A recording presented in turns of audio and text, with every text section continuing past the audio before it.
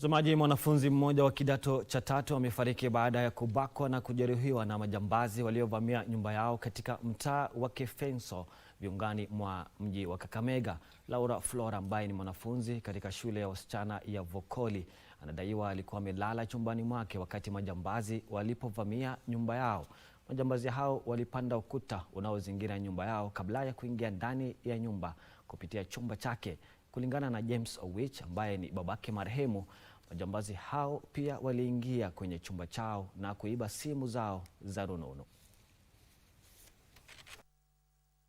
Kuna wezi waliingia kwa nyumba kwa boma langu, waliruka ukuta, wakaingia kwa nyumba ya watoto, wakapata mtoto yangu msichana alikuwa amelala. Walimvamia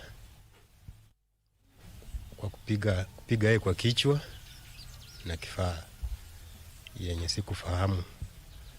Wakatoka hapo wakakuja paka kwa bedroom yangu, wakanieleza wanataka niwapatie simu zangu.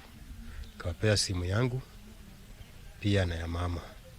Kaniambia pia walikuwa wanataka pesa bure, kama sitawapatia pesa wataenda kumaliza mtoto.